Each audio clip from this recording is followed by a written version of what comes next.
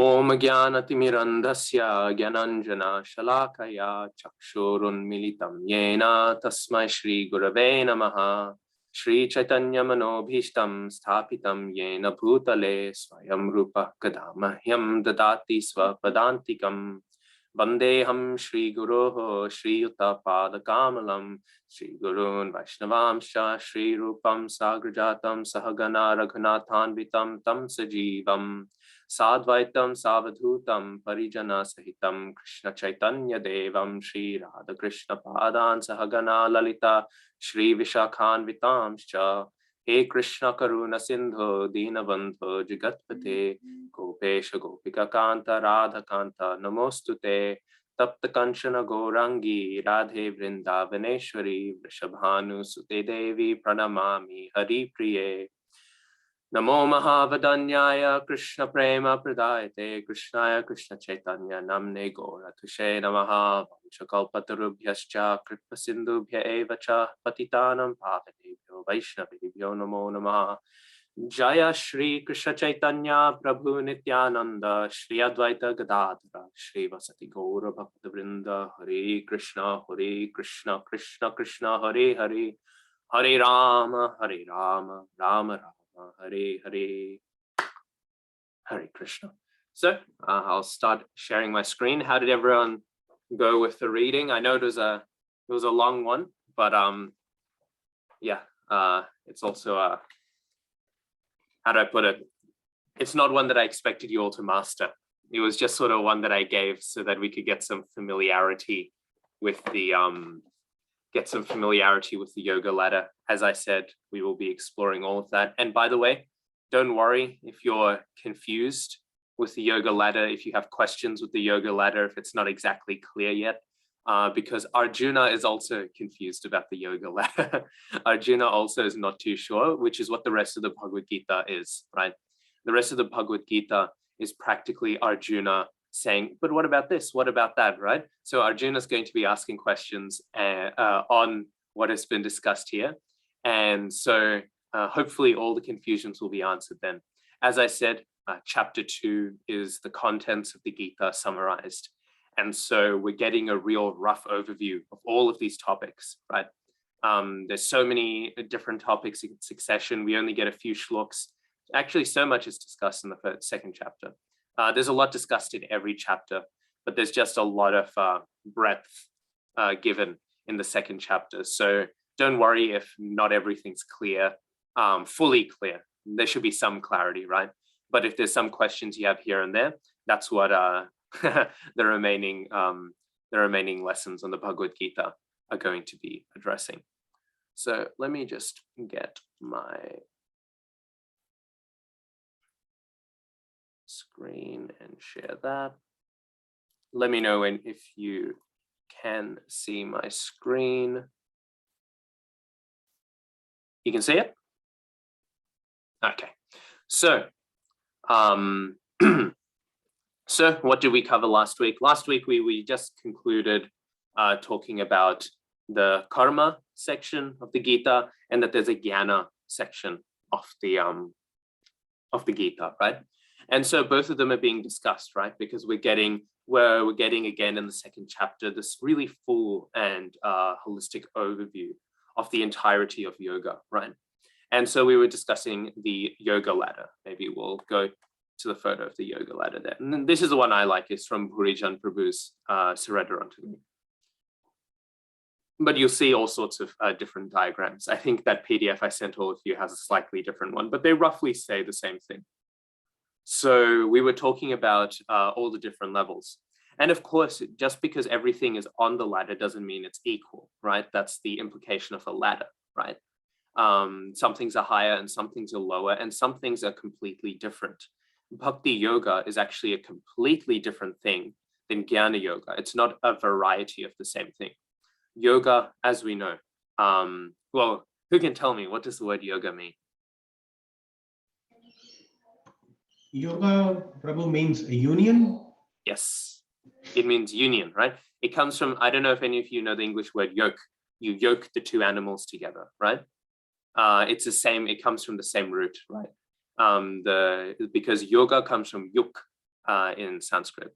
Yeah, yuj, yeah, sorry, not yuk, yeah. It comes from, and so that word is a cognate to the English word yoke. So as we know, yoga means union, right? Union with us and Krishna, the divine, right? So it's more a category that fits many things in it, right? And so the yoga ladder is there, but not everything is the same. Bhakti yoga is very distinct to jnana yoga. It's a very, very different thing. But it also includes all of the benefits of jnana yoga and karma yoga. So it's all a bit complex, and we will flesh all of that out as we go along. But just to give you an idea that this is a rather simple explanation. There's all these different nuances. Yeah. Okay, so we touched upon that, and then we began to be introduced to the infamous Buddhi Yoga, right? And Buddhi Yoga is famous and infamous because it's translated in all sorts of ways, right? But not really. In our commentarial traditions, it's rather regularly translated as Bhakti Yoga. But as we are about to read in this section of the Bhagavad-gītā, it can both refer to Bhakti Yoga, and it can also refer to Nishkama Karma Yoga, right?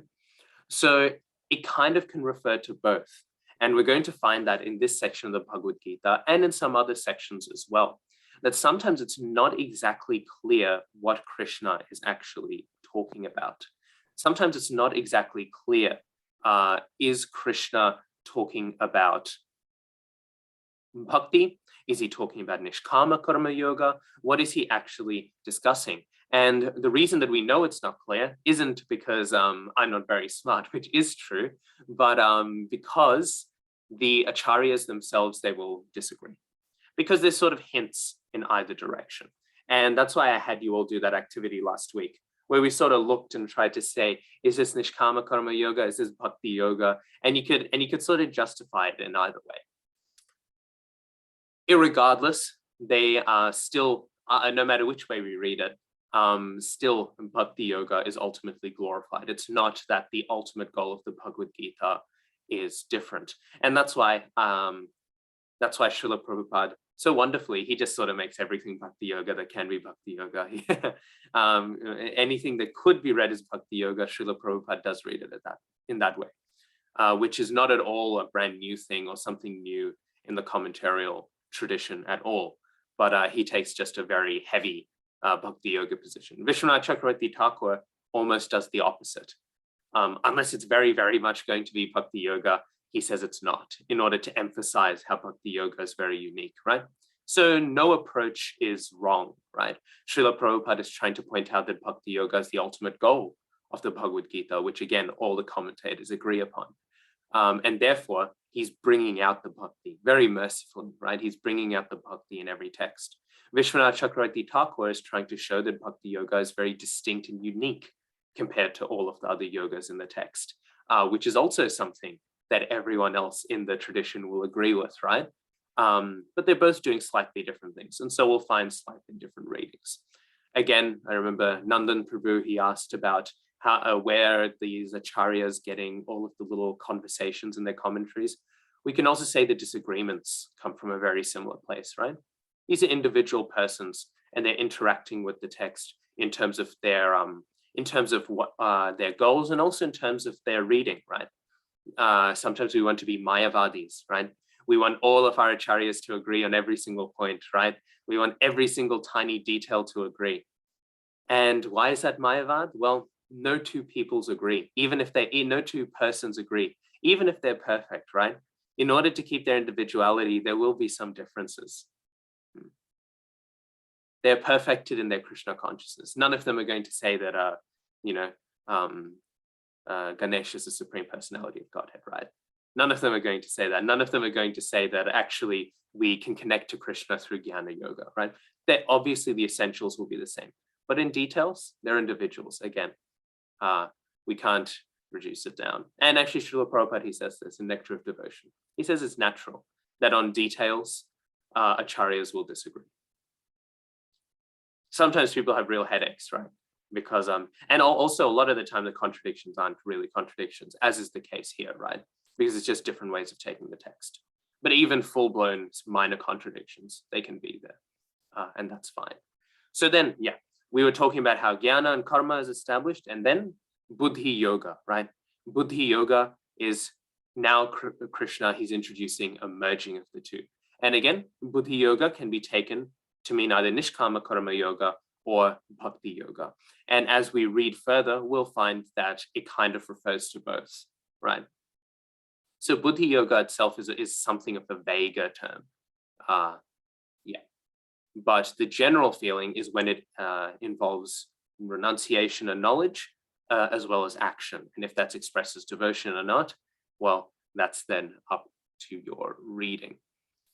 However, we will be taking Srila Prabhupada's reading, obviously, as our primary reading, but still all of the course materials also expect a general fluency with the other readings. So we will continue reading on. I've got the text right in front of me. Wait 1 second, I'm just flicking to the page.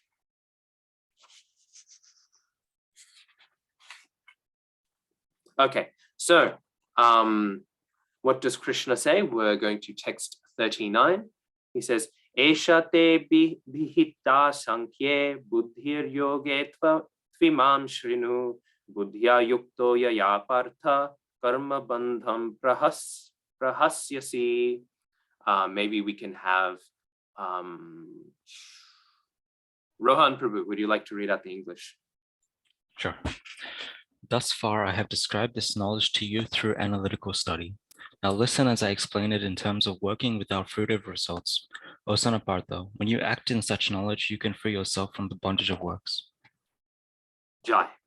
So what Krishna is saying here quite clearly is that he has just described this knowledge through analytical study. And in the Sanskrit, the word that's used is sāṅkhyā, right? Sāṅkhyā is just the instrumental, right? Through this, through sāṅkhya, right? Through sāṅkhya, I have discussed this. And Srila Prabhupada, he will make the point in the purport that this is not referring to atheistic Sankya. And so I thought I want to quickly touch on the use of the word Sankya and Yoga and Jnana as we use it. And when we use it, we're rather strict with these words. But when Krishna uses it, he's maybe not so strict. And I just want to clarify that because otherwise you can get into real headaches while reading the text. So firstly, I wanted to touch on what is this atheistic Sankya. As maybe some of us will know, there are 6 Astic schools, right? The word Astic is often translated as orthodox into English. I don't mind the word orthodox. I think it's a nice rendition. And which would make the word Gnostic heterodox. Normally, we translate the word Gnostic as atheistic, right? And that's what Srila Prabhupada will also render it as. And that is a very fine definition. But it carries different baggage because not all Gnostic schools don't believe in God, right? There are some Gnostic schools that believe in God. And there are some Astic schools that don't believe in God, right? So I think the word atheist is fine to use for Gnostic, right? And theist is fine to use for Astic. If you understand that by atheism, we don't mean belief in God or disbelief in God, but we mean belief in the Vedas or disbelief in the Vedas. These schools are distinguished not on their affirmation of the existence of Bhagavan, on the affirmation of the existence of Ishvar. These schools are established on their affirmation of the Vedic literature. So examples of Gnostic schools then would be, who wants to try and gander an answer to what a Gnostic school would be? One that's not affirming the Vedas. One that's not believing in the Vedas. What would be an example? Jain? Yes, Jainism is one of the classical examples. Vidima? Buddhism, the second great example. Jainism and Buddhism. There's a third one that's really famously used, but then there's many others that can also be applied. The third one that people often give are the Charvakas, and I genuinely think that's just because people find the Charvakas interesting. I have no idea why they're always the third example that people give. But the Charvakas, as we were describing before, They're the ones who don't even say there's a spirit or anything after you die, right? They're full-blown atheists, which is an interesting point, actually, that these Charvakas existed. Zoroastrianism, yes, would also be an example of a Gnostic school, right? They have their own Shastras, but they reject the Vedas, right? Zoroastrianism is interesting because you could argue that it's Asura worship because they worship the Ahuras and they think the bad spirits are the Devas. Interesting, because Zoroastrianism comes in Persia, which is very close. Yes, yeah, you could argue, as Nandan has, or Freemasonry. Well, that's another interesting tangent, but yeah, that's also an example you could say. Freemasonry is interesting in its own way.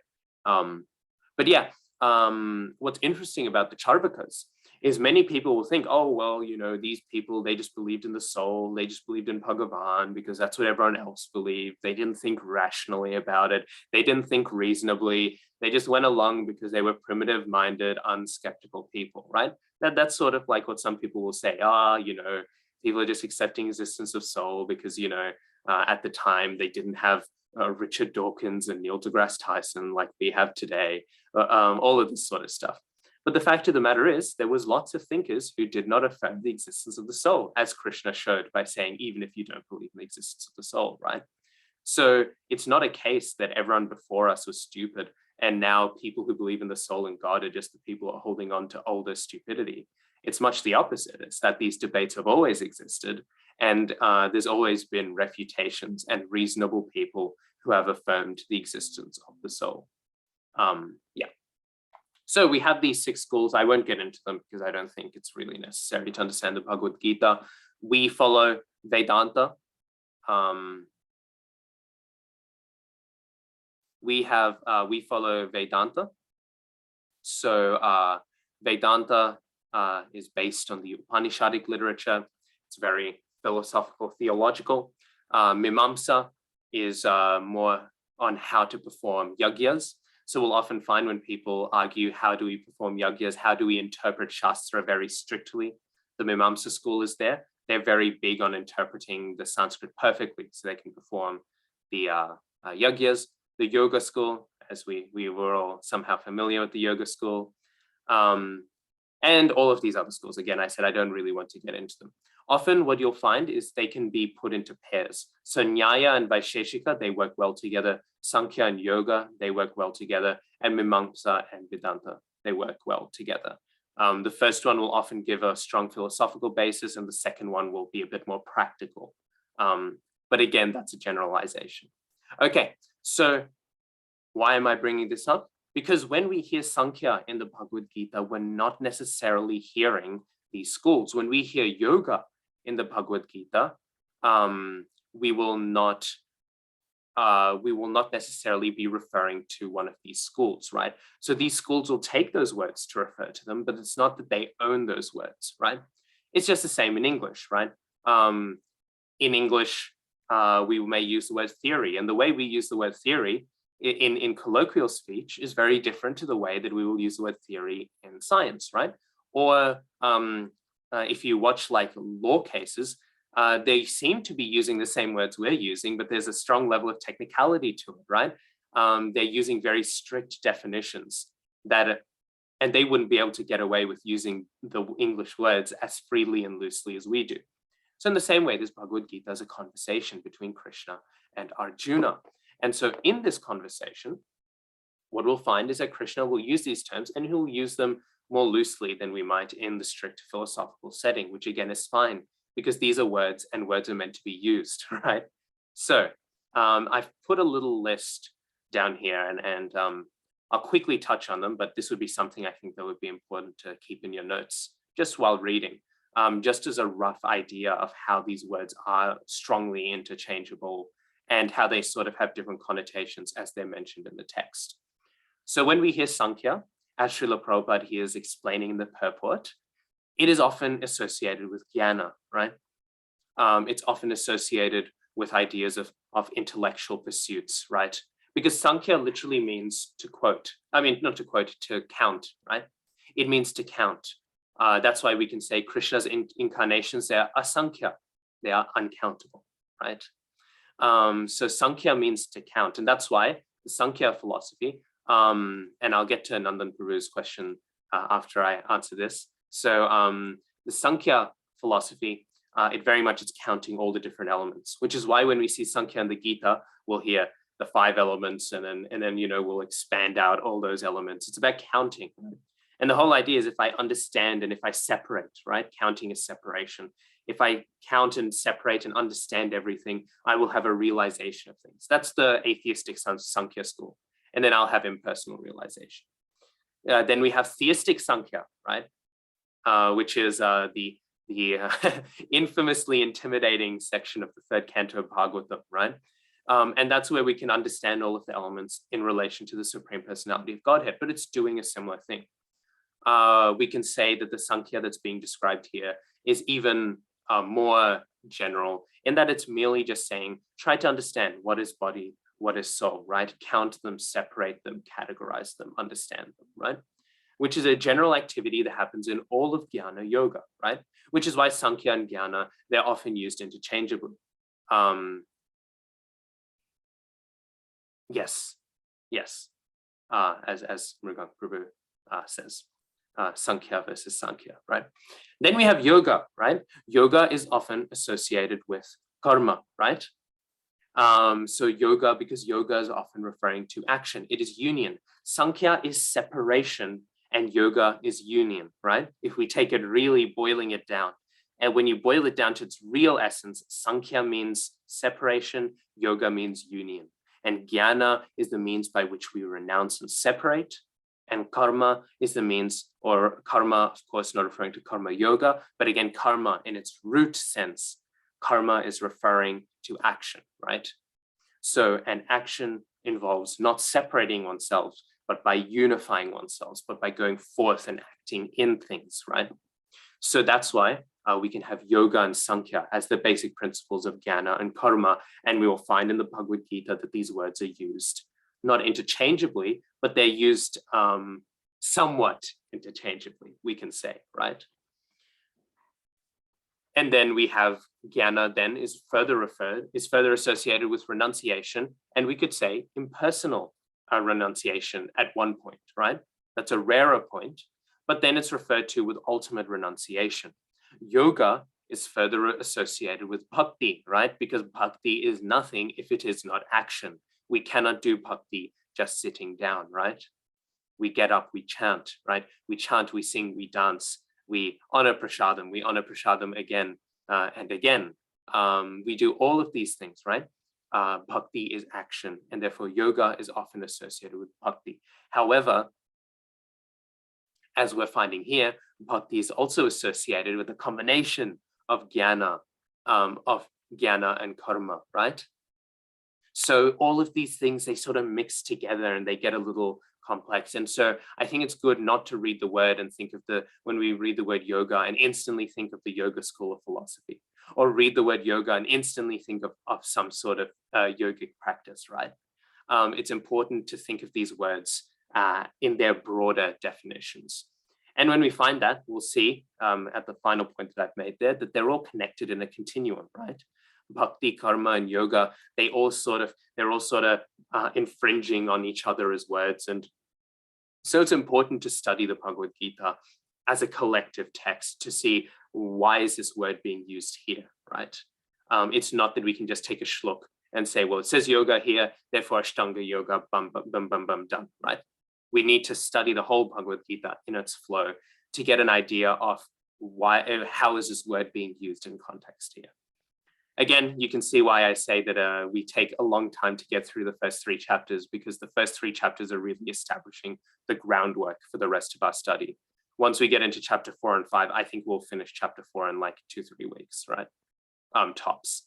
But we take a long while because the reason why we can't finish those chapters is we're discussing things like this. Okay, so as we go on, then we find text 40. Neha bhikrama nashosti pratyavayo na vidyate svalpam apyasya dharmasya trayate mahato bhayat. Maybe Srinivasa Prabhu would you like to read out the English? Yes, thank you, Prabhuji. In this endeavor, there is no loss or diminution, and a little advancement in this path can protect one from the most dangerous type of fear. Hare Hare Krishna.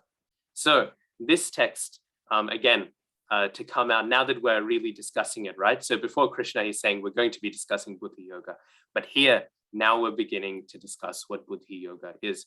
Firstly, I just wanted to make a point, an interesting point, at least I find it interesting. At the end, there's the quote, right? It says, as the Christians say, what profiteth a man if he gain the whole world, yet suffers the loss of his eternal soul. If you try and find the reference, it's not exactly said in that way in any of the biblical translations. It's very cute, it uses King James English. But you'll find that these are the two references if you find in the New Testament literature of this text.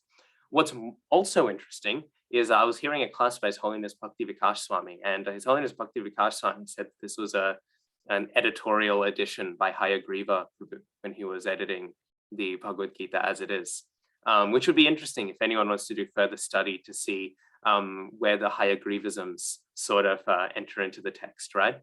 Of course, we still accept it because Srila Prabhupada didn't seem to have any issue with it, right? So we accept that as part of the Bhagavad-gītā as it is. But it's interesting, right? There's a whole textual process by which this Bhagavad-gītā as it is has been given to us. So then, and so these are direct quotes from Jesus. So it's not just that the Christians say, but that Jesus himself said this. But I wanted to get down, and by the way, by spiritual fall down, I mean like in this lifetime, right? Like we'll say, oh, so-and-so had a fall down, this big guru or something had a fall down, this famous devotee had a fall down, or he was really practicing Krishna conscious well and then he had a fall down, right? This is a really central thing that comes from this text here, right? And this is one of my favorite texts. I love it a lot. And we can also wonder, right? Is this bhakti or is this nishkama karma yoga, right? We can wonder, right? Is it bhakti? Who wants to wager? You can raise your hand if you think it's bhakti. On Zoom, if you know how to raise your hand. 1 second. Or you can message. Yes, Nandan Prabhu is getting to the point. In both cases, the progress is bhakti. Well, it's interesting if in both cases the progress is bhakti, because again, there's a little bit of disagreement in our acharyas whether nishkama karma yoga is to be counted as bhakti or not. Sridhar Swami and a few of our other acharyas seem to take that position. Rupa Goswami really was having none of it.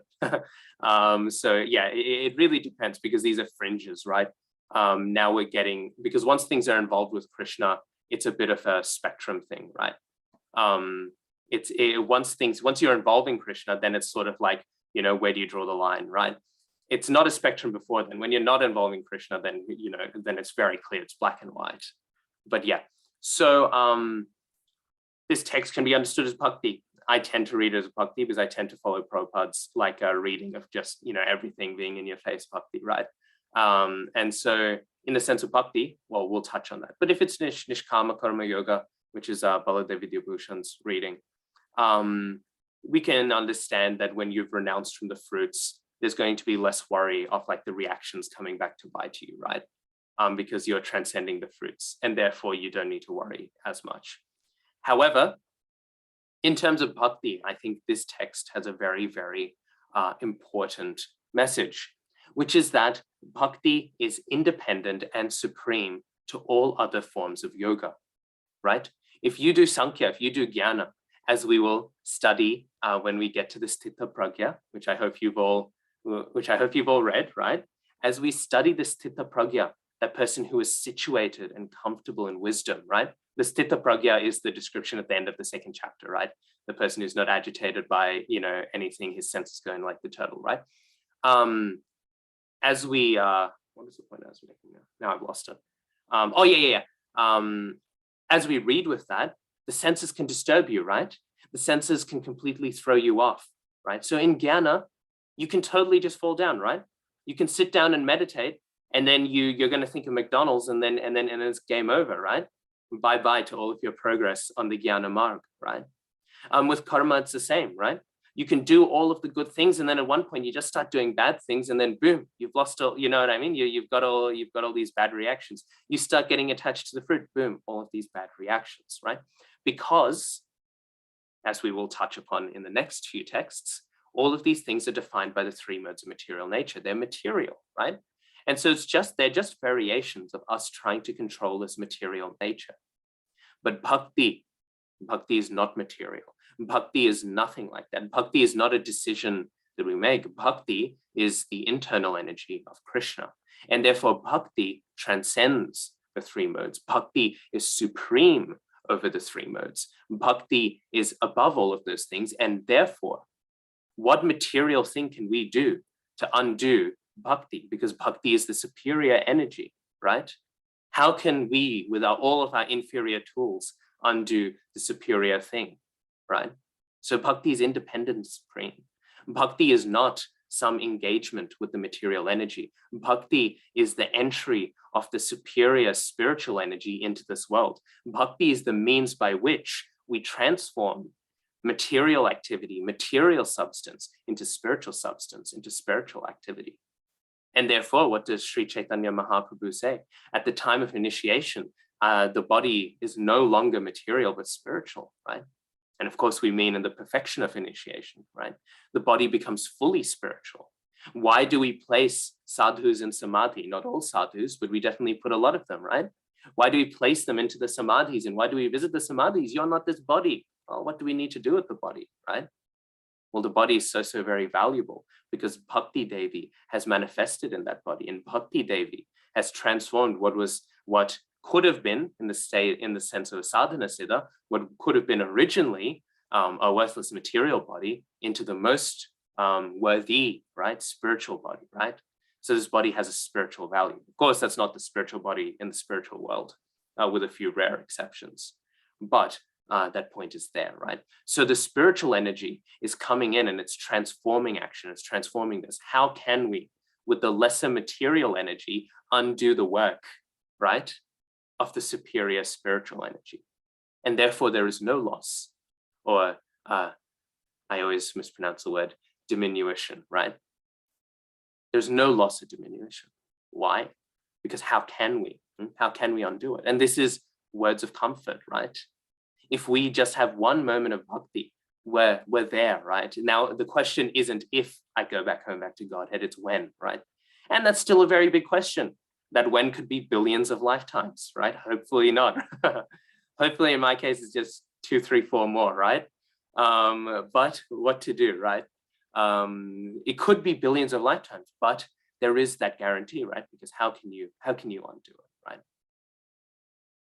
It'll be billions of lifetimes if you do Vaishnava Parad or something. So remember to be nice to each other. So this is the point, right? And it's very reassuring. Once we begin bhakti, then it's only a question.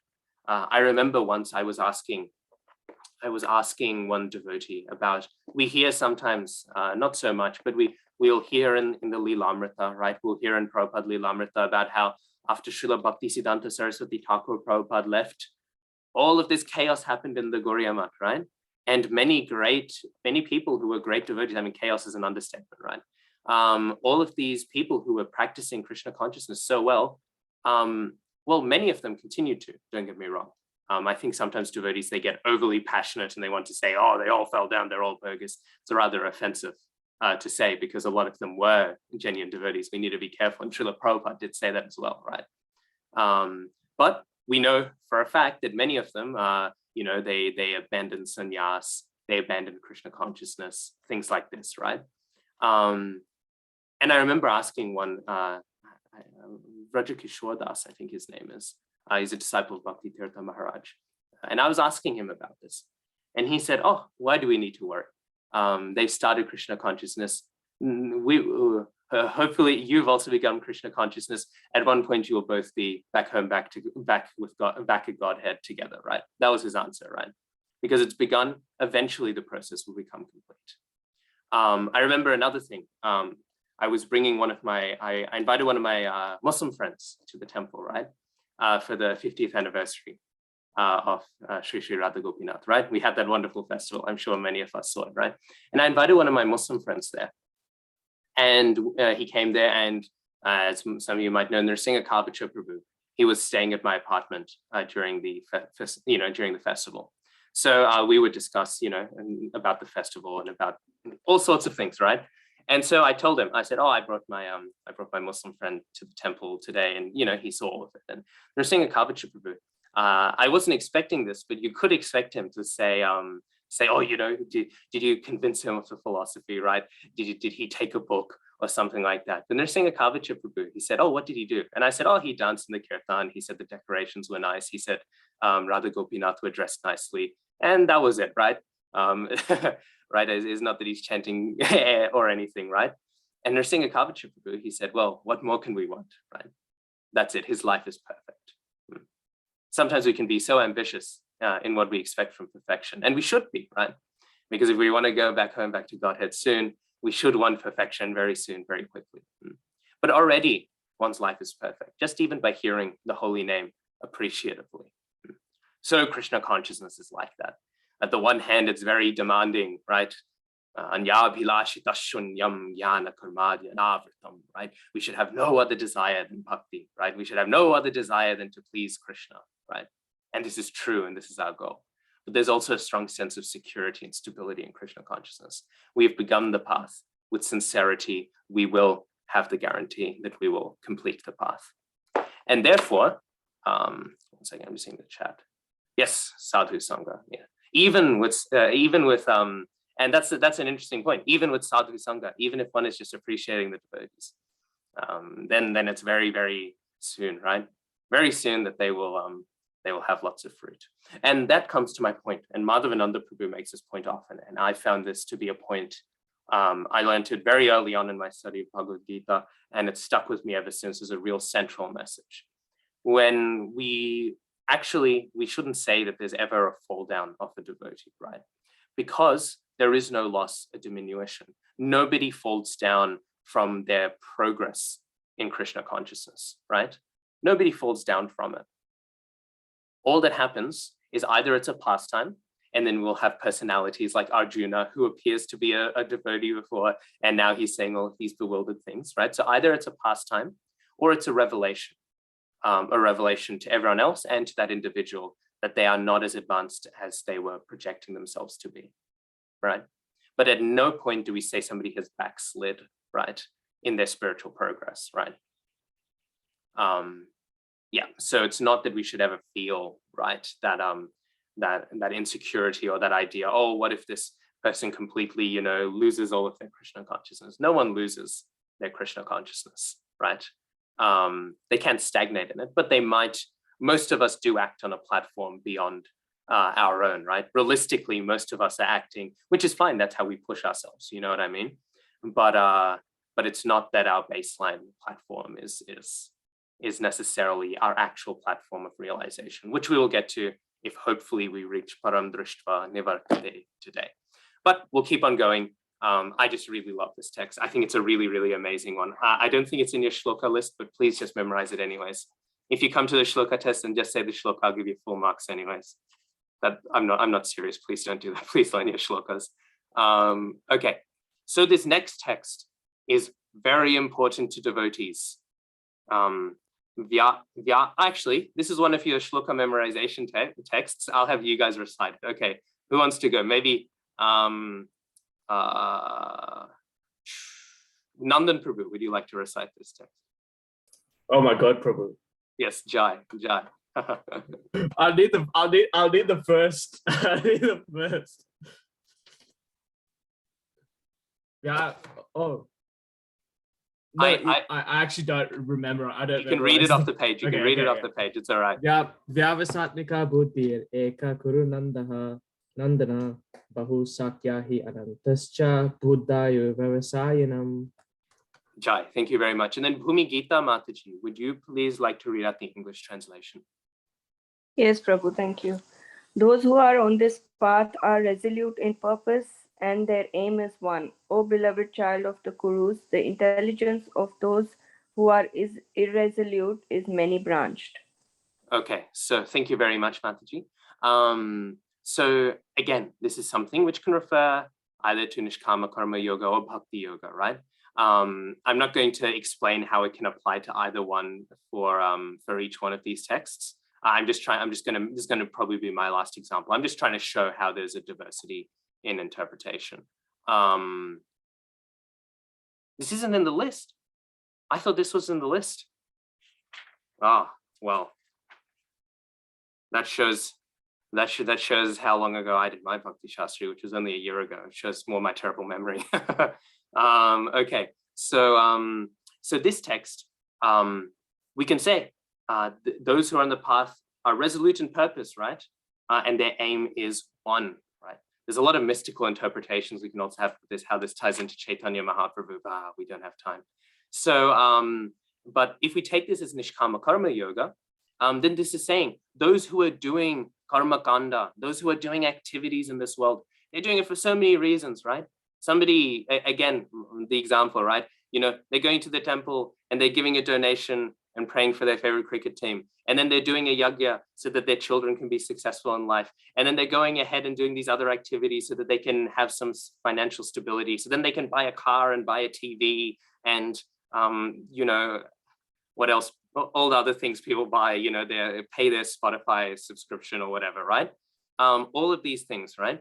And all of these things are there, and there's all these different branches, right? There's no stability. And then in Nishkama Karma Yoga, all of that is renounced, right?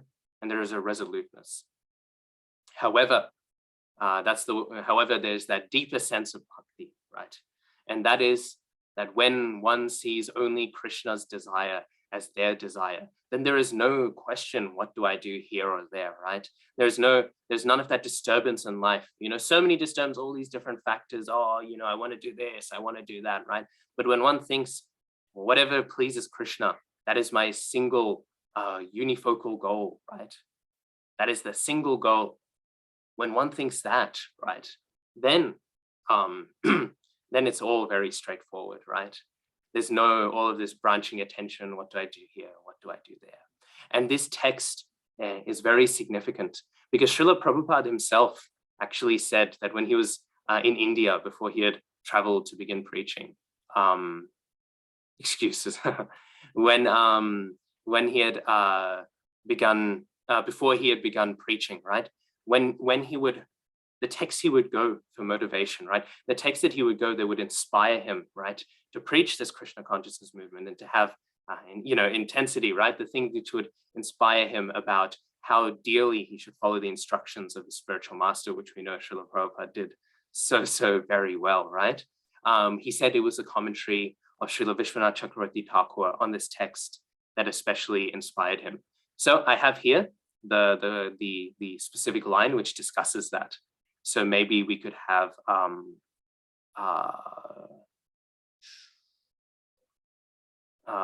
Vidhi Mataji, would you like to read the English? Sure, Prabhu, thank you. My sadhana is to serve the lotus feet of the Lord, to remember and glorify him as instructed by my Guru. This is also my goal, my sadhana. It is my life-sustaining medicine, for I cannot give up the sadhana and the sadhya. This is my most desirable object, my duty, and nothing else is my duty. Nothing else is desired, even in dreams. There may be happiness or sorrow. Sansar may be destroyed or may not be destroyed. That is no loss for me. Let there only be resolute intelligence fixed in pure bhakti. Jai, nectar. It's such a, I mean, all of Chakravarti Thakur's common, you know, purports are nice, but this one is really, really nice, right? Yes, as we know, you can see Srila Prabhupada, he said, reading this commentary was very inspiring because what can we see here, right? To serve the lotus feet of the Lord and to remember and glorify him as instructed by my Guru, as instructed by my spiritual master, as instructed by my spiritual preceptor. So in this sense, so in this sense, this text is also very significant for all of us who are somehow associated with ISKCON in some way or another, or anyone really who has heard the name of Krishna, right, outside of India, right? I remember once, maybe I'm tangenting, but glorification of Prabhupada is always a nice tangent. I remember once I was listening to, I wasn't listening, I heard a quote from this one Acharya in the Gaudiya Math, one of Srila Prabhupada's godbrothers. Srila Prabhupada, as we know, sometimes had heavy language about his godbrothers, right? Sometimes he would get a little upset, right? And so Prabhupada once said, he said, oh, they are merely bell ringers, right? they're staying in the temple and ringing the bell, right? Not going out and preaching or doing anything, right? And so some disciples, they heard that and they became very upset, and they went to this godbrother, Srila Prabhupada, and they told him, they said, you know, Swami Maharaj Prabhupada, you know what he's saying? He's saying we're simply bell ringers. That's what he's saying about us.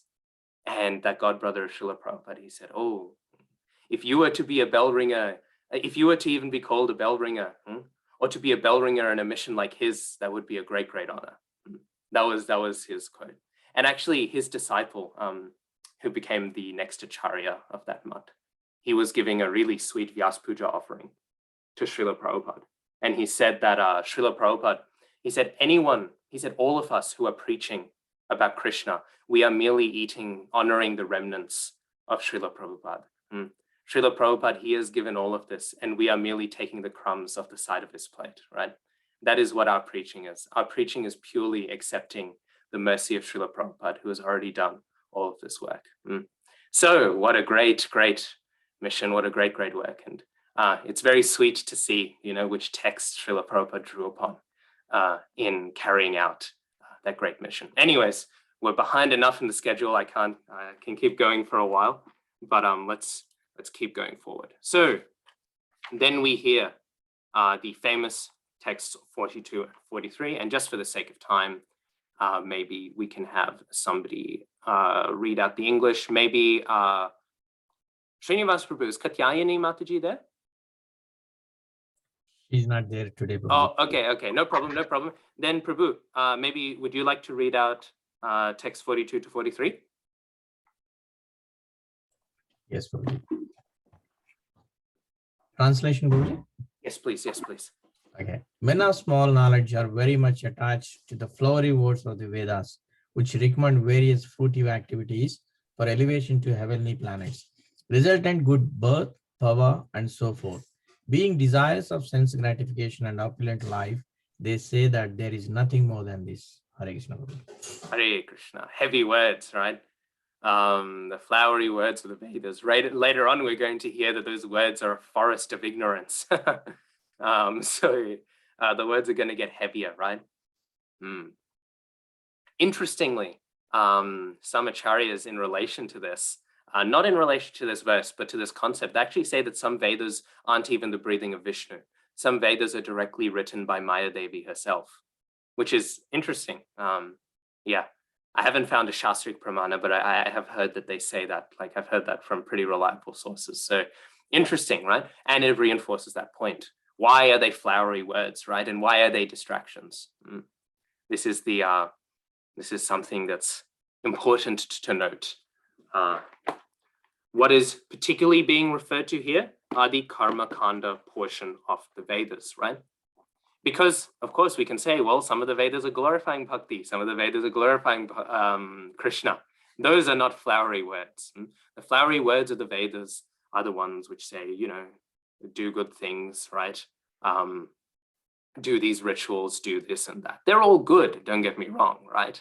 But if you get absorbed only in them, they are only really there to bring empty fruits, right? They're flowery. What fruits do flowers have, if you get what I mean, right? The fruits, ultimately, of all of these things, we talk about nishkama karma yoga, abandoning the fruits of one's work. But what is the fruit of one's work? Birth, old age, and disease. That is all one ultimately gets from work. Not to get heavy here, but it's a heavy text, right? We can talk about, oh, wow, elevation to heavenly planets, you know, good birth, power, all of these things, right? One both gets infatuated by them and also has the suffering of having to experience all of them, right? The suffering, actually, of material happiness, that vapor, that insubstantial movement, right? It's all just empty and it all just eventually decays away, right? As we say, it is manifested in the beginning. It is unmanifested in the beginning, it manifests and it'll unmanifest again, right? It's here today, gone tomorrow, it's vacuous. But what do we keep? We do keep some fruits from karmic activities, from doing good things to get good rewards, right? From working hard to get money, right? From doing good things so we can go to some nice birth later on, right? From doing all of these things, from engaging in all of these big isms, right? All of the big welfare missions, all of these different things. We do get some fruits, right? And what are those fruits? Those fruits are perpetual suffering in this material world. That is the ultimate and only fruit that we can maintain from karmic activities, right? You won't lose that one, don't worry. You can do all the karma in the world and you'll be able to keep the wonderful, wonderful fruit of infinite suffering and pain in this world of samsara. That is the one fruit you don't have to worry about losing. All of the other ones will come and go, but that one you will be able to keep. So on that heavy note, let's take a 5-minute break and then we'll come back and hopefully do a simple activity and then keep on going. And I hope we can start talking about the Sthita Pragya today. Otherwise, I'm probably going to get anxiety from how far behind we'll be getting. Okay, so I'll see you all in 5 minutes. Hare Krishna.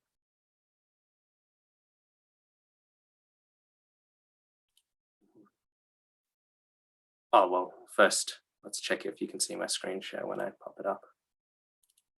You can see my screen share? Yep, except I'm a fool and I've shared the wrong screen.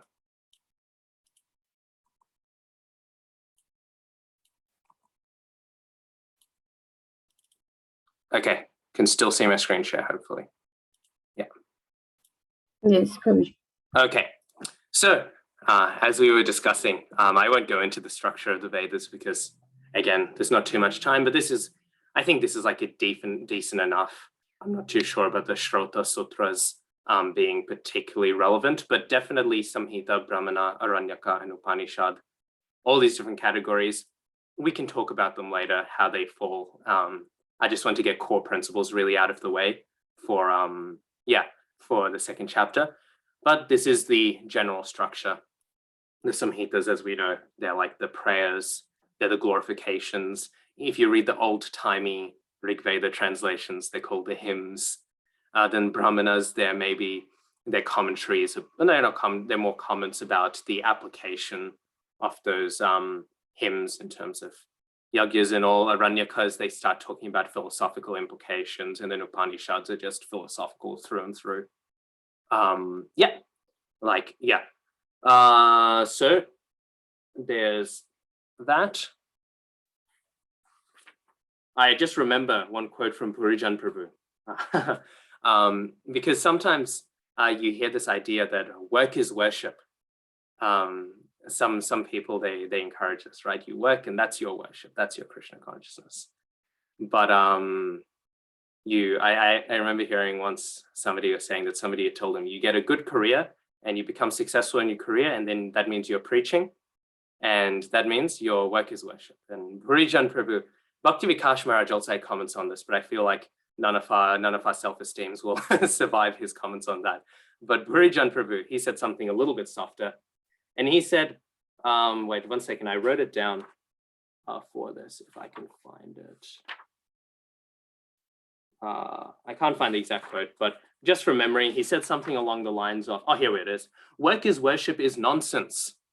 Work is foolishness.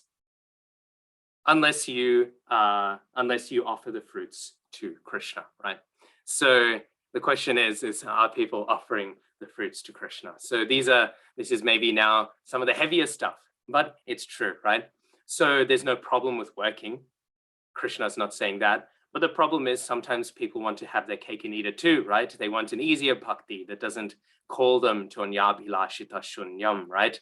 And so they'll fall into this trap that, oh, it's fine that I desire a really, really big career. I'm doing that in Krishna's service. Because of course, what else are they doing in Goloka Vrindavan than climbing corporate ladders, right? So it doesn't really make much sense, but it's a common misconception, I think, again, because sometimes it's hard to root out attachment. Again, that's not to say that having a career is necessarily Maya. One should be renouncing the fruits to Krishna, but the question is one renouncing the fruits to Krishna, right? So that's the point that's being brought out here, because sometimes we can say, oh, you know, this seems easy enough, but easy enough to say, very hard to implement, right? Which is why they say brahmachari, the brahmachari ashram is actually the easiest way to do Krishna consciousness. People say, oh, you know, oh, brahmacharya, very difficult, right? I mean, it's difficult in the sense that, you know, you have less freedom and all of that. And you're, you know, obviously you have abstinence and whatever, but it's also far more secure, right? It's far more simple. It's far more straightforward. You can, there's one example and it's leaving my mind. Oh yeah, Bhakti-siddhanta Saraswati Thakur Prabhupada. He would be harder on his, so often we'll say, Grihastha disciples will say, you know, I'm so very busy not to chant and stuff like that, right? They'll say, you know, busy with Grihastha life, right? And Bhakti-siddhanta Saraswati Thakur Prabhupada said, oh, that's why I'm stricter on you as you're chanting, right? Because you are busy with Grihastha life, right? There's more temptation. You're more encountering Maya every day, right? That's why he would be, for his brahmachari disciples, he was relatively flexible for the line acharya, right? With their rounds. And when I say relatively, I don't mean it was like, oh, I just didn't want to today, right? But with his Grihastha disciples, you'll find Bhakti-siddhanta Saraswati Thakur, he would say, this is a really big point of emphasis, because day in, day out, you're encountering all of this Maya, and all you need to do is one moment, look at it and say, hey, I wouldn't mind enjoying all of this. And then look, you know what I mean? You're gone, right? So again, it's not there's no easy way out, right? Brahmachari ashram is hard, but it's also straightforward. Grihastha life in one sense has those extra safety nets, right? But also has a whole lot more dangers, right? We can think of it as walking on a what are they called? Those tight wires? What are they called? Those, when people walk, you've all seen people walk on like those wires, you know? When they walk on those wires, right? We can think of it that brahmacharya is like walking upon it in an area where there's no wind, right? There's no wind or anything, but there's no safety net either. There's no wind, there's nothing flying, right? But there's no real safety net, you know what I mean? If you do get caught into Maya, then you haven't obviously fallen down spiritually, but you're gonna have a hard time with your ashram, right? But Grihastha life is sort of like, yeah, there's a net there. You've got the security of a net, but all of these winds are pushing at you constantly, right? Again, Krishna consciousness is difficult no matter what, right? That's the fun of it. It's both easy and difficult, depending what angle of vision you're taking. Long line, that's the thing. I was completely mind blanking. Yeah, so that's the comparison. And of course, that's not to say that a brahmachari also can't get involved in mundane mindsets. Obviously, they can. Okay, so much more that can be said about that, but we'll keep on going. And by keep on going, I mean we're going to have an activity. So the activity is going to be, we're just going to split off into maybe 3 groups, and I'll give you all 5 minutes and just connect the concept to its definition. Nothing too wild, just because I think we need to have a steady conception, at least of baseline definitions of these words. You might contest my definition. Please feel free to do so. I don't think they're the best definitions. I just didn't want to write essays for each definition, right? So if you feel that somehow the definition is lacking or something, please bring some clarification. Or if you found the definition confused you, which I really hope they don't. I did try to make them, relatively unconfusing. But if you found they confused you, please bring that up as well. I just thought for this activity, writing the full proper definition with all its nuances might cause more problems than it solves. Okay, so I'm just going to quickly make your breakout rooms.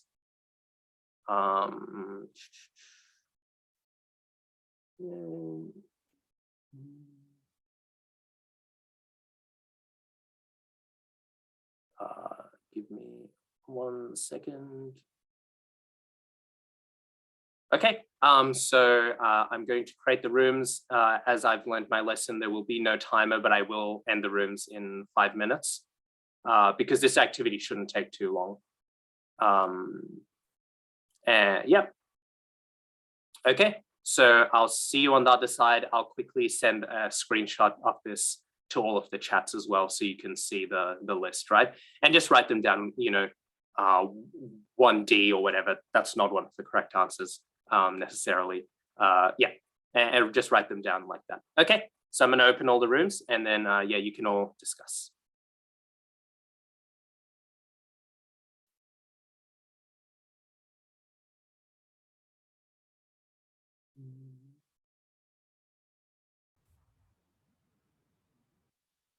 So how did everyone go?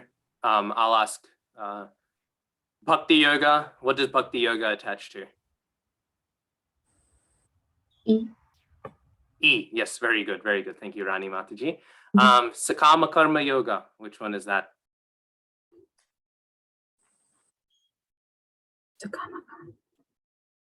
Mrugank Prabhu. B. Yes, B. It's tithing, right? I'm gonna give us tiny little. I'm gonna give a bit, not a tiny little bit. But I'm gonna give a bit to Krishna, but I'm not gonna lie, I'm still attached. And again, as we said, that's fine. You got to do what you got to do, right? I'm not gonna. Is not to shame someone, but yeah, we should also be self-aware what the higher levels are. Nishkama Karma Yoga. Which one is that? The D. Yes. Then Jnana Yoga. A. Yep. And then, of course, by a process of elimination, what is 5?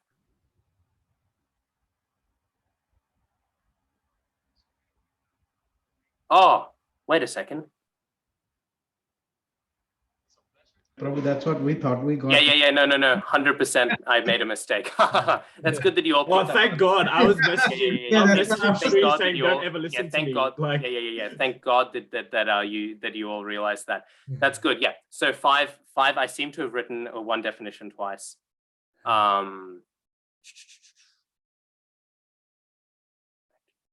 You haven't though. No, I haven't. No, I'm right. Sorry. What am I saying? Yeah, 5 is C. I misread my own thing. Yeah, no, I was right. Yeah. So 5 is C. Yeah. 5 is C, because you're acting in the world appropriately, right? How do I put it? Karma kanda is sense gratification done religiously, right? Karma kanda is sense gratification done appropriately. Karma kanda, so not karma kanda is just animal life, right? A karma kanda is human life, but it's like the lowest rung, if you will, right? It's otherwise you're just, it's just like, yeah. If a person is waking up every morning,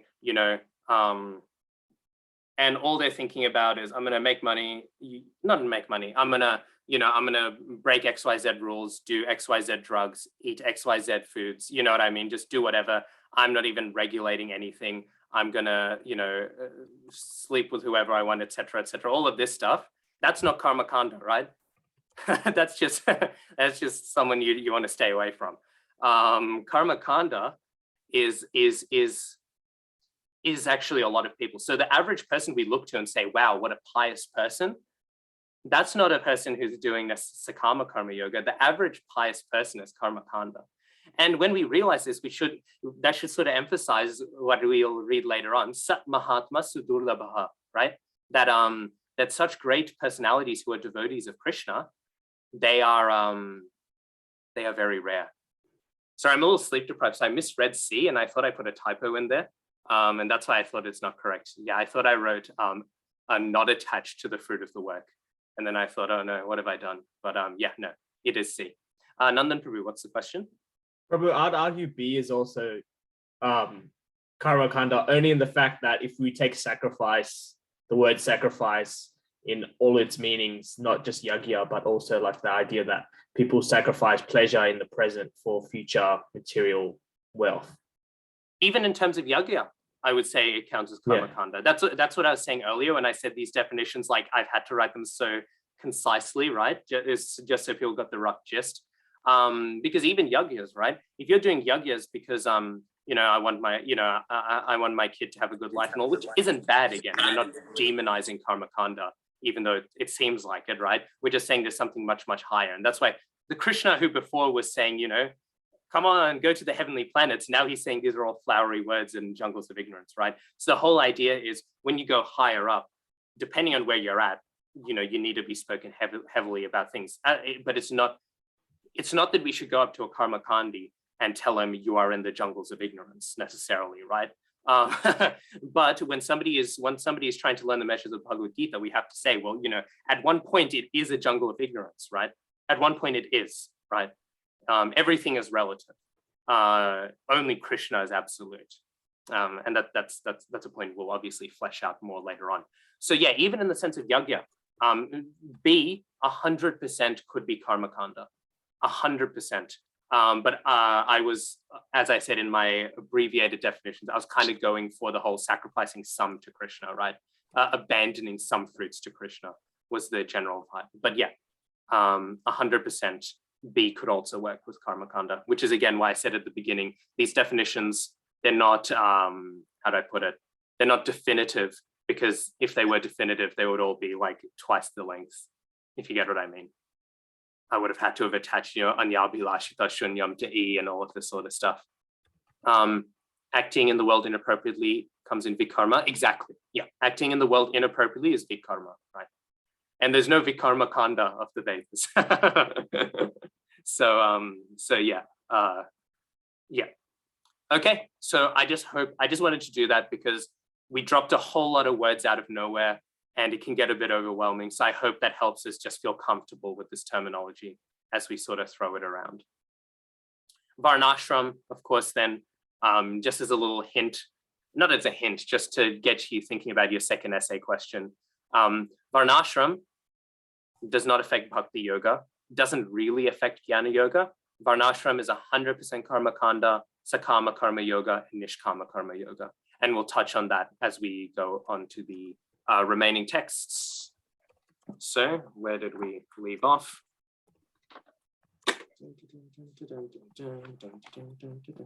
Oh, here we go. Text 44 is definitely in your shloka memorization list. Yeah? Okay. Nitai Prabhu, would you like to recite the Sanskrit of text 44? We'll definitely do the Sanskrit of the ones in your shloka list. Text 44? Yes. See, right. Nitai Prabhu, even though he's a pure devotee and has transcended Varnashram, he also so perfectly embodies the Brahman. So he's going to recite this perfectly for us. Oh, why would you introduce you like that? Okay. I'm gonna stumble so much. Bhogeshvara Varya Prashaktanam Tyaya Parhit Chetasam Vyavasayati Buddhi Samadho Na Vidhiyate. Jai. Was that the right verse? Yeah, that was the right verse. It is a difficult one. It is a difficult one, especially Tayapa Ritta. That's just so hard to pronounce if you're not, you know what I mean? Yeah. If you don't know it from before, like that's a real. I botched that one in my shloka test every time. Yeah, when the nerves kick in, it's especially difficult. Am I supposed to remember this one? Yeah. This is. I swear this is on the shloka list. Yeah. Okay. Maybe then. Sri Mataji, have I already asked you? Would you like to read out the English? Sure, Prabhu. In the minds of those who are too attached to sense enjoyment and material opulence, and who are bewildered by such things, the resolute determination for devotional service to the Supreme Lord does not take place. Jai. So, so there's a key word here, samadhi. Samadhi will appear throughout this section and throughout the Bhagavad-gītā. The word samadhi implies two things, and these are the two definitions that are often given. Both are necessary for true samadhi. Samadhi is sometimes defined as having true knowledge of the self, which is correct, right? But as John Calvin, the famous Protestant Christian thinker, said, knowledge of self and knowledge of God are the two sides of like the same coin, right? I'm paraphrasing heavily. And that is true. One does not have proper knowledge of the self if they do not have proper knowledge of Krishna, and vice versa, right? So it is both oriented towards the Lord determination for devotional service to the Supreme Lord, as we can see as the connotation of this text. And it is also when the mind is fixed in understanding of the self, right? So both of these things are there. This is what samadhi means, because samadhi will throw the word around, right? So samadhi is an intense realization of these things, right? Often expressed in trance. And we know that Srila Prabhupada, he sort of entered into samadhi once or twice that we have recorded, right? And that was not done sitting down thinking about his self. It was singing Jaya Radha Madhava, right? So that involves both things. And Jaya Radha Madhava is, of course, a wonderful bhajan. Again, another tangent, but if you read Srila Prabhupada's classes on the actual bhajan, nectar, right? Prabhupada will always say, everything is there. Vrindavan, the gopis, the gopas, everything is there. Everything we need is in Jaya Radha Madhava, which is why we sing it, I think. It's a very important bhajan to sing before we discuss anything, because we should remember, why are we speaking Hari Katha, right? Why are we speaking about Srimad Bhagavatam? We are speaking so that we may come to realize and understand Radha Madhava, Kunja Bihari, right? We're to understand all of these things. Anyway, so samadhi is, we should understand to be both of these things, right? It's not one necessarily without the other. In the fullness of it, as our acharyas explained. And of course, the word samadhi is first mentioned here, samadhau, in the mind that is defined by samadhi, right? And of course, Srila Prabhupada, he has given both of these in his translation and purport. Now, yeah, so I think we can move, but before we go into text 45, I just want to make one final point about Varnashram. This text is a famous text from Chaitanya Charitamrita. It's quoted in the Rai Ramananda Sambad, which, as we know, is that sequel to the Bhagavad-gītā. And in it, does anyone know what is the question that Mahaprabhu asks Rai Ramananda? What is the question he asks him to begin the Rai Ramananda Sambad? Does anyone know?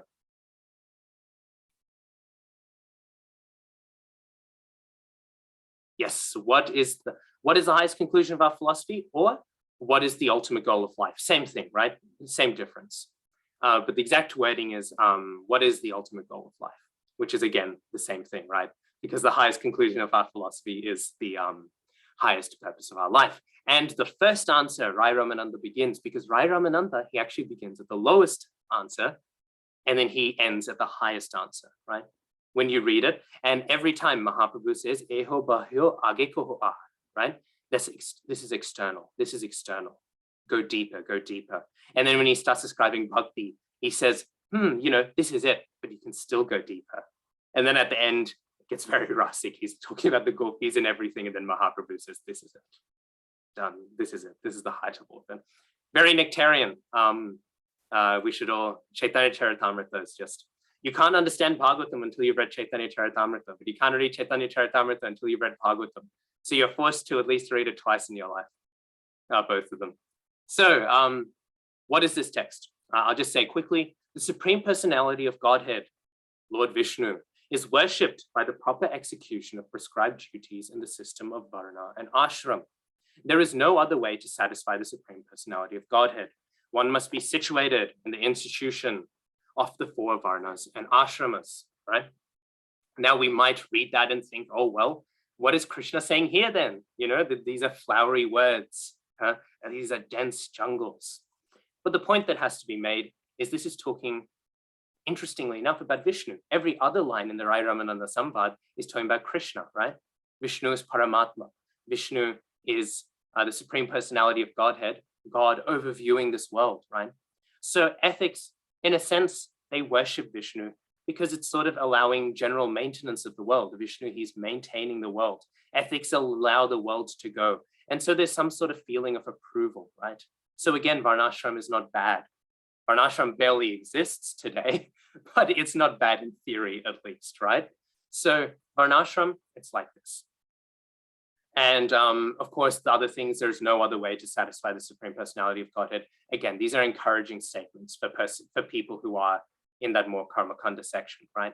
But we are discussing the highest philosophy in Bhagavad-gītā, so we understand that it's actually the other way around. Varnashram is not very satisfying to the Supreme Personality of Godhead at all, actually, right? Okay, so I just wanted to make that comment, because also in light of Chaitanya Mahaprabhu's pastimes, because what does Mahaprabhu say after he hears this text? He says, Eho bahu age kohu ar.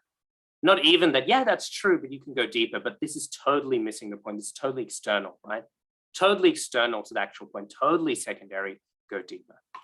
Now, we can go on to the next text. And this text, very, very significant, very wonderful. Maybe we can have Mrunal Mataji, would you like to recite the Sanskrit? And Shivam Prabhu, would you like to recite the English? Yeah, Hare Krishna. Traigunya Vishaya Veda, Neste Gunya Bhavarjuna, Nirdvandvo Nitya Sattvasto, Niryogakshema Atmavan. The Vedas deal mainly with the subject of the three modes of material nature. O Arjuna, become transcendental to these three modes. Be free from all dualities and from all anxieties, for gain and safety, and be established in the self. Jai, very nice. So this text is the main one Vishwanath Chakravarti Thakur appeals to say clearly this Buddhi Yoga being described is Bhakti Yoga. Because, and I mentioned this last week, transcend the three modes of material nature. As we were discussing before, the three modes of material nature, Nishkama Karma Yoga even is technically in the three modes of material nature. You're renouncing the fruits of them, but you're not renouncing the actions, right? You're doing the actions, transcending them, but they're still in the three modes. If you've already read, when you read again, the 11th canto of Srimad Bhagavatam, there's this wonderful section, I forgot which chapter, and in it, Krishna talks about the three modes, but then he starts talking about the fourth mode, Shuddha Sattva, right? And so he'll say, those in ignorance do this, those in passion do this, those in goodness do this, but those transcending the four modes, they worship me, right?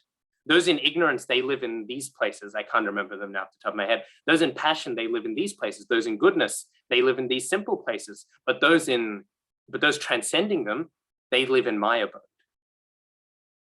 So you'll find descriptions like this, 1, 2, 3, 1, 2, 3, and then the fourth one is always, but then there's something beyond these, and that one is always bhakti, it is always devotion to Krishna, right?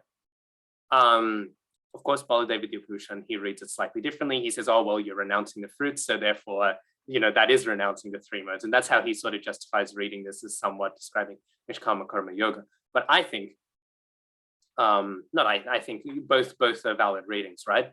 But this is how Prabhupada is more than justified. And when we read the broader bit of the broader aspects of the Bhagavad-gītā, we'll find that I would say it's not the only reading, but the strongest reading. In the sense that these texts, again, there's a bit of push and pull. Like you can see aspects of bhakti, you can also see other aspects. It just depends how much you want to read the Bhagavad-gītā in terms of its absolute final conclusion, right? Anyway, so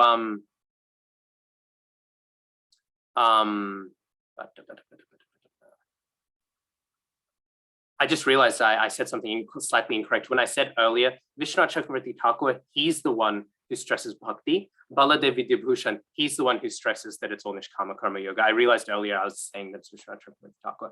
Anyways, so that's what's being said here. And I just want to focus on this for one other main reason, and that is that we have a common misconception. Who has heard the word Shuddha Sattva before? Who can tell me what Shuddha Sattva is? What does it mean? Between Nandan and Mrugank. Yeah, Mrugank, you go. Pure goodness. Pure goodness, right? And what does that entail? What is pure goodness, right?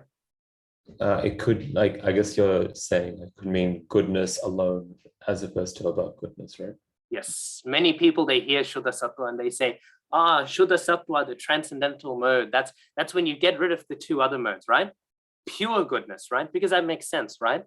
It's pure goodness. It doesn't have any passion or ignorance.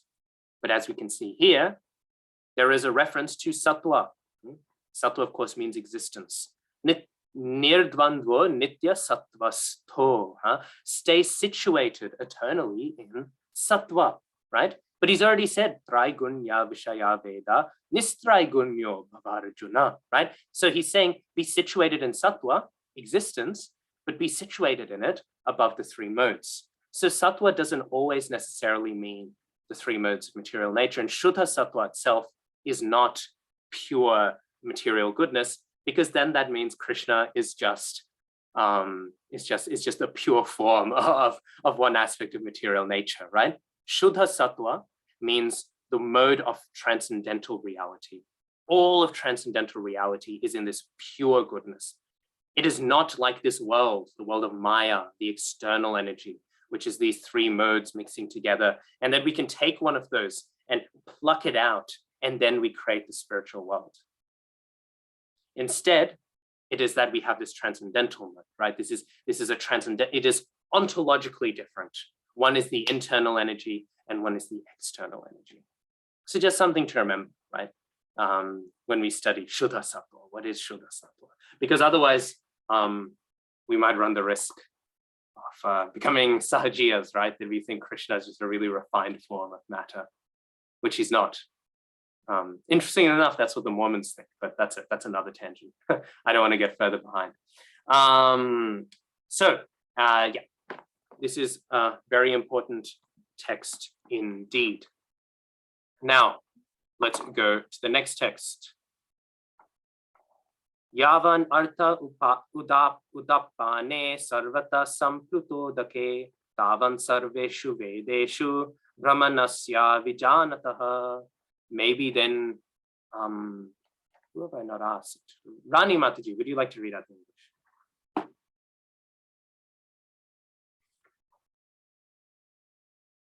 So yes, I was on mute. All purposes by a small well can at once be served by a great reservoir of water. Similarly, all the purposes of the Vedas can be served to one who knows the purpose behind them. Yeah. So this point here very, very much makes a lot of sense for this bhakti, because, well, firstly, the analogy, right? So the whole point is, it's mentioned in Indian society, right? You would see that there's different wells used for different things, right? It's not that you wash your hands in the same thing you drink from, right? And I think that's not just Indian society, that's just common hygiene. But you would also find that in general, different wells are used for different purposes, right? But if you see in like rivers or in the ocean, right? People will use it for washing their laundry. They'll use it for bathing themselves, right? They'll use it for all sorts of different purposes. All the different purposes that are achieved by a well are achieved by all the many different wells are achieved by the one singular source. Does that make sense? So in that sense, bhakti is independent and supreme, and it is again bhakti devi. It's an energy of the Lord. It's empowering. It's very, very different to just ways that we try to interact with the material world. However, one reason why it's still even on the yoga ladder, right? Not only is it supreme, but also by its execution, one gets the benefit and results and everything that one would get from all the other processes, right? All the other processes are tiny little wells, and bhakti is the grand ocean, which not only contains all of them, but contains so much more. Of course, it's a great reservoir of water, because if it was the ocean, it would be salty and you wouldn't be able to drink from it. So then it wouldn't be able to achieve all the processes, all of the other purposes, right? But a great body of water is not just can serve all the purposes of a well, but you can also swim in a great body of water, right? You can also do all of these other things. So it not only contains all of the other processes, but in fact, it goes beyond them. And so in this we see, similarly, all the purposes of the Vedas can be served to the one who knows the purpose behind them. And this is coming to the point, right? What is the point of ethics? What is the point of Varnashram? What is the point of all of this? The point of all of this is to bring one deeper and deeper into qualification and understanding so that one can execute Krishna consciousness, right? They are worthless without it, right? How do I put it? It's not that they're worthless, but again, from the absolute consideration, from the spiritual consideration, they are, right? They do have value, right? But for our purposes, they serve no purpose to us, right? But if one understands the purpose, then one needs not do them, right? Again, we can think that varnashram, right? It's not that one needs to climb the yoga ladder to get to bhakti. It is not that one needs to practice varnashrama perfectly and then they can get to bhakti. The yoga ladder does not qualify one for bhakti, right? It merely allows one to go up in progress and then, maybe be more likely to receive it or whatever, right? Have qualities that conducive, but ultimately bhakti goes where she wills, right? Because bhakti can achieve all the purposes of all the other things. In order to do jnana yoga, you have to do karma yoga first. The Shankarites won't let you take sannyas unless you've really executed varnashram well first. The modern ones will, but who cares about them, right? The modern ones tend to just make things up as they go along, right? But the traditional ones, no, like there's no question that you're executing varnashram before you're practicing jnana yoga, right? Because you need to do the karma yoga to gradually restrain one's senses. This is not necessary for bhakti yoga because bhakti yoga is independent and supreme. All of the benefits you get from everything else are served by bhakti. And therefore, if one is practicing Krishna consciousness, one need not necessarily care about varnashram. Now, of course, Srila Prabhupada wanted us to establish varnashram, and therefore establishing it is bhakti. It's not that varnashram is valuable in of itself. It's that we are establishing it under the desire of the spiritual master, which is bhakti. And Srila Prabhupada is not asking for varnashram to be established because, varnashram is good. He didn't say, let's establish varnashram. He said, he did, but he wasn't meaning. He was meaning what our acharyas have all said, to establish Daiva varnashram, transcendental varnashram, which is varnashram used for the purpose of spreading Krishna consciousness and used as a way to help people climb the yoga ladder, right? Because it's actually very hard to climb the yoga ladder today because there's nowhere to practice varnashram, right? Where is varnashram being practiced, right? Where is it being practiced? How are you going to climb the yoga ladder, right? You can try, don't get me wrong. And I don't think there's anything wrong in trying to apply that to, just a general understanding of the spirit of ethics. But that is so hard to do in a society that is not built up with envisioning the yoga ladder. So does a preaching. It is for preaching ultimately, right? It is ultimately for allowing people to be facilitated to come closer to Krishna. That is why we want to establish varnashram, not because varnashram is a good in of itself, because bhakti, once you've got it, achieves all the goals of varnashram. It includes all of it, and it includes so much more. Because again, the great reservoir of water, it contains all the wells, right? So varnashram in of itself is not a moral good. It is a moral good. It's not a transcendental good in of itself, right? But because sometimes devotees can get confused because Prabhupada's there and he's saying, let's institute varnashram, but why is he instituting it, right? When you read Prabhupada's vision for it, it's about bringing people closer to Krishna. It's not just that, now we can have kshatriyas again, right? Now we can have brahmanas again, right? The Vaishnava is already beyond being a Brahmin, right? There's one question in the chat. I will just see.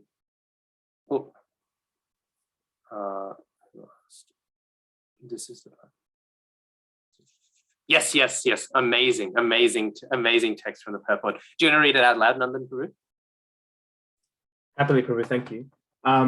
The best purpose of Vedic culture is served, however, by chanting the holy name of the Lord as recommended by Lord Caitanya, the deliverer of fallen souls.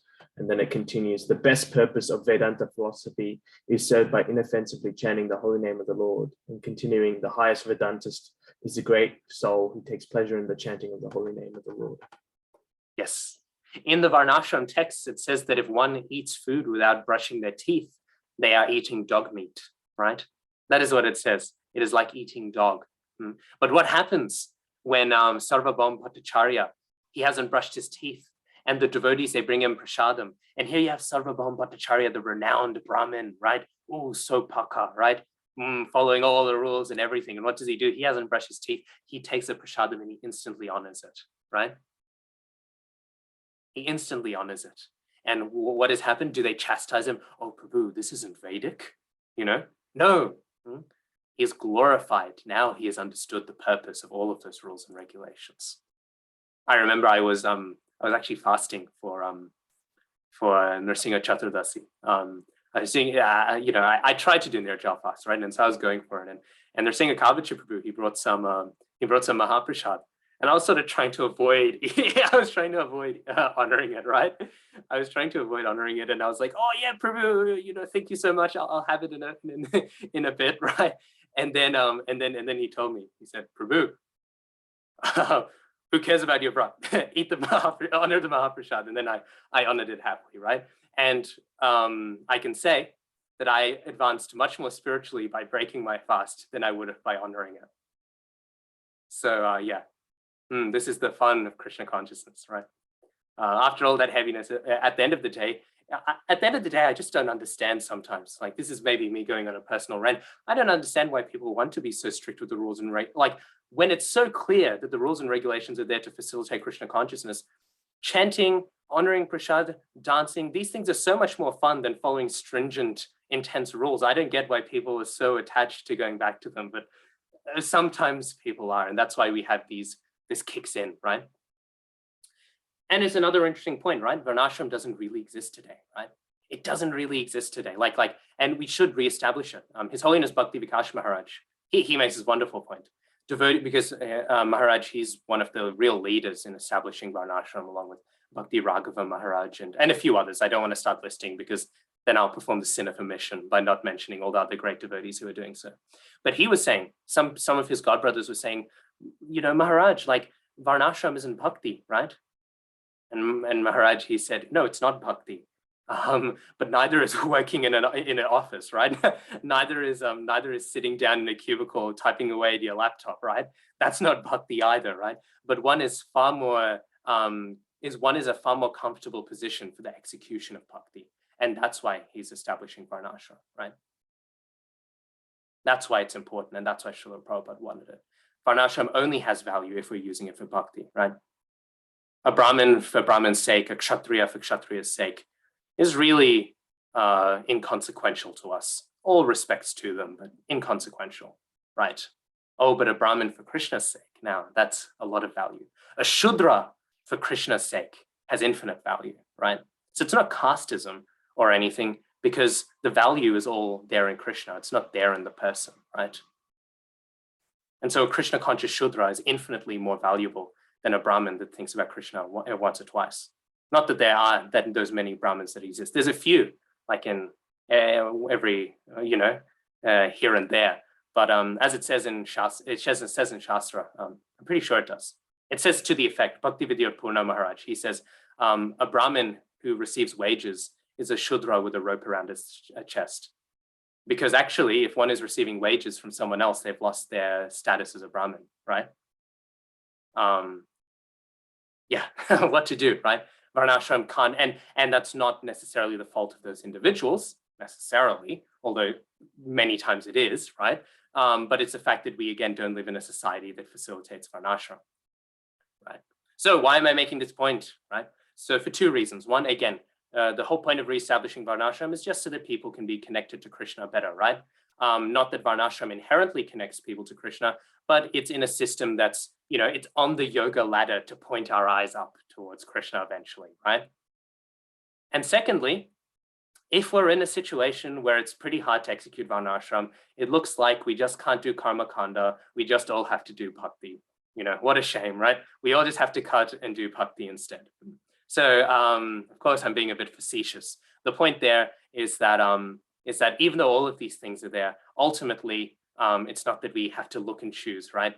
Bhakti, in a strange, paradoxical way, becomes more appealing and more relevant and more accessible, even though it's the highest in our context, because we don't even have the option to get bewildered by the flowery words of the Vedas, right? So we can think this is the one mercy of Kali Yuga, right? It's said by our acharyas, if the holy name is transcendental, why in Satya Yuga were they sitting down and meditating, right? Why were they sitting down and meditating when they could have just chanted Hare Krishna once or twice and received all of the benefits, right? And the reason why is because they were not fallen enough to have faith in the holy name. They were not fallen enough they would have thought, oh, can it really be that easy? They would have had doubts in the holy name. They would not have been able to have had faith, right? So I'm just saying, obviously, again, we want Varnashram. Overall, it's a positive, but there still is always some positivity, right? In our situation as well. We don't have to, we aren't going to be qualified to do karma yoga properly, right? We're just not going to be qualified to do it. So we aren't going to be tempted to fall into that trap, right? Of being bewildered by such flowery words, of being bewildered by that jungle, right? Instead, we can just go straight to Bhakti Yoga as it is imparted to us by the Vaishnavas. Does that make sense? Okay, so see, what did I have for the next slide? Yes, there we go. I'm very happy. So we reached exactly where I wanted to end today. I'm very happy. So then next week we will complete chapter 2 for sure. We will complete chapter 2 and start chapter 3 because I won't say much about the Sthita Pragya because even though it's very deep, it's very practical as well. Like it's pretty obvious what's going on in that section, right? So just for sake of time, like as you study Prabhupada's purports, you should be able to find it yourself. Okay, homework. I think you can start chapter 3 or finish the yoga ladder. How many of you actually, be honest, I get, maybe some of you don't do the readings at all, but at least those of you who do the readings, I can't force you to do the readings. It'll just make the course easier for you, right? You're inconveniencing yourself, not me, right? But for those of you who do the readings, who actually finished the booklet I sent with the yoga ladder, it's all right if you didn't. Like I wasn't expecting you to. Rohan Prabhu finished it. Bhumikita Mataji, Shri Mataji. Okay, so sorry? I'm halfway, Prabhuji. Halfway, okay. Yeah, I was expecting that. A few people finished, a few halfway. Look, I think finish it, and then if you have time, read the first 9 texts of the 3rd chapter. And for the rest of you, just read the first 9 texts of the 3rd chapter. And I know that's not much, like 9 texts, but I really want get the wheels clicking, right? Like really sit down and think, what's it talking about here? Nishkama karma yoga, sakama karma yoga, karma kanda jnana. Like the yoga ladder is the lens through which we read the Bhagavad-gītā. It's a lens also constructed by the Bhagavad-gītā. It's not some external standard, but it's also the lens by which we understand this text. So even though it's a short reading, try and be engaged, try to notice, right? Or what is being described where, and how is Srila Prabhupada interpreting it? If you really have time, especially for those of you who've already read it, look at the Sanskrit, try and see how Prabhupada has rendered words like Saṅkhyā, Yoga, Buddhi, you know what I mean? Like words like that, like, I get that I'm just telling you, just study the first 9, but I'm just saying these are the pointers when you're studying. Try look for these things, see how they interact in the 3rd chapter. Especially because the 3rd chapter is very relevant to your second essay question. I'm not expecting it, but I'd be very impressed if people start dropping stuff from word synonyms in their essays. That'll push you into the high distinction range for sure. Okay, any questions? Any questions? If there's no questions, I think we can wrap up there. I think Bhumikita Mataji's got a hand. Oh, I thought that was up for reading the booklet. Yes, Mataji? Sorry, that was for the book. Oh, okay, yeah. Yeah. No problem, no problem. Happens to the best of us. I remember once I was, I attended a university call logged in this ISKCON Sydney account. And so the whole time, the whole university class was wondering, I didn't know ISKCON Sydney, you know, Food for Life, FFL is doing this uni course with me. So Zoom is a bit confusing. It's all right. Mrugank Prabhu. So my question is about Nishkama Karma Yoga in terms of offering, you know, to Krishna. Yeah. I've heard that whatever you're offering to Krishna has to be in a state that is offerable. So like you can't offer things that are not offerable. Like you can't offer meat, for example. But we also have the understanding that everything comes from Krishna. And so I don't understand how in relation to Krishna things can be pure and impure. Shouldn't they just be exactly the same as far as Krishna is concerned? Yeah, and they are the same. I remember when Nrsinga Kavacha Prabhu was visiting my apartment, well, staying at the apartment, we were looking through some energy drink stuff, and we realized some of it actually had coffee in it, right? And so he opened it, and you smell that smell of coffee, right? I'm sure we've all smelled coffee once or twice. It's not a subtle aroma, right? It's right there. So we smelled it, and I was like, oh, I was probably just trying to overemphasize my hatred for Maya. You know what I mean? I was like, oh, yuck, right? And he smelled it, and he was like, oh wow, that smells great, right? And then I was like, and then I was like, oh, but Prabhu, we can't use it. And he said, of course I can't use it, but I can appreciate Krishna's creation, right? That's what he said. And so nothing is necessarily impure in of itself. There's two categories. One is it impure for us? Is the way we're using it impure, right? So with meat, right, we forget that meat is the result of the impure way of relating to an animal, right? So it's the way that we've related to it is impure, and therefore it's not something that's uplifting for us because we're impurely using it, right? And then in terms of and then there's also the aspect specifically for Krishna then, when we're offering to him, is that when you offer something to someone, in a sense, you're offering it to them in terms of their tastes, right? This is now coming to maybe the more bhaktic aspects, right, of offering, right? So you have to consider both things. One is, yeah, maybe nothing is impure in relation to Krishna, right? We'll find that in Isha Upanishad, right? Krishna is like the sun. Who can make the sun dirty, right? You throw some garbage into the sun, it burns away, right? So nothing is impure in relation to Krishna, right? But things can very much be impure in relation to us in a way that doesn't elevate us, right? And then also, in the bhaktic aspect, we also have to think like Krishna, right? He just doesn't like something. He's a person, right? That's the fun of Krishna consciousness, right? Krishna likes cows, right? You know what I mean? He has taste and favor. Krishna does not like to eat too spicy food, right? This is what we know. I still remember. I think Kamsari Sena Prabhu told me that either Pankajangri Prabhu, was it Pankajangri Prabhu who visited Sydney, or was it Jananivas Prabhu? I'm sorry. It was Jananivas. It was Janani. Yeah, so Jananivas Prabhu, when he visited Sydney, he had the Mahaprasad, and he said, Krishna does not like food that's spicy. Nrsinga Kavacha Prabhu actually told me the same thing. We were honoring Mahaprasad together. And he said, obviously, I'll accept this as remnants of Krishna, but I'm not sure how happy.